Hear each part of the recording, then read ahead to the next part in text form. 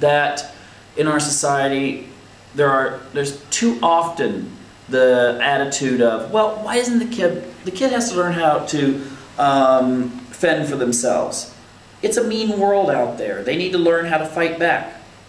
Well, the thing is, if they do conventional wisdom, hit the bully back, and what happens often? The kid winds up being beaten to a pulp by that bully, out of revenge. Ironically, and a lot of schools have zero tolerance policies, if it's found out that they did hit the bully, even though they may have been hit every day when teachers weren't looking, if a teacher sees them hit the bully, all of a sudden both of them get suspended from school. Both of them have it on their records of being suspended. Now maybe the bully doesn't care, but maybe the other student is really worried about their school records and how that will affect their lives in the future. The thing that we have to remember too when dealing with bullying is school's a unique situation.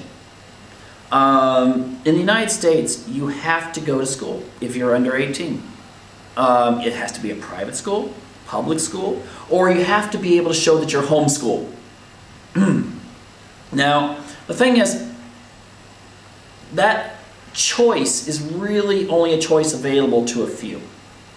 Private schools cost money, and therefore maybe there's a lot of parents that can't afford to send their kid to a private school, even though private schools often will have very strong rules against anyone picking on other students, that kid will be expelled.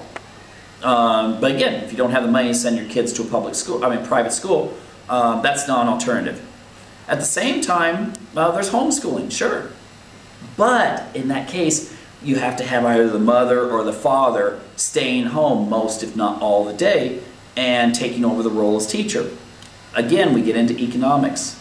Most people can't afford to do that in modern society, especially in today's economic hard times. So then that leaves the only alternative being public school. Now, maybe you need to use another analogy here to describe what these kids go through. Imagine you were required, let's say they ban cars that go to your job. You can't drive to your job and there's no buses that go to your place of employment. And your place of employment is located in a section of the city that has a very high crime rate. Lots of muggings and other things take place. Lots of gangs hang out there. And every morning and every evening you have to walk from your car where you park it to work. Now, how would that feel?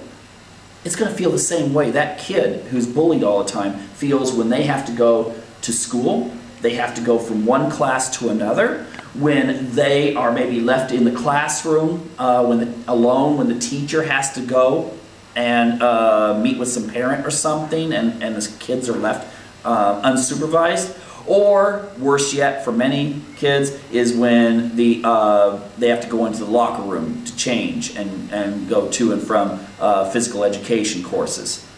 The thing is, they're going to feel that every minute of the day practically, that way you would feel if you had to go through the gang-infested neighborhood to get to your place of work.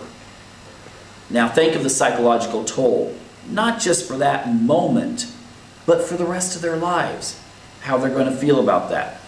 That can leave permanent scars. Now, yes, I create a work of fiction. And yes, it does have a rather morbid plot because the girl that's picked on happens to be fit the criteria of a psychopath. Even though she is beautiful, gifted, very able to communicate and so forth. And, well, that leads to some very interesting consequences for people who have done some very nasty things. But I thought that would be a good avenue to do it from, because people can relate to that much more than they can even relate to a news story or a magazine article or something saying, well, you know, the problems with bullying. It has to be on an emotional level. And I hope and pray that people won't just read my book for the entertainment, but will use this as maybe an inspiration to contact those who have authority in schools or making laws or something, and demand that we have a system where kids can feel safe every day, every minute when they're in school. Because if they don't have that guarantee, how can they enjoy the rest of their human rights that they deserve as individuals and citizens of our country?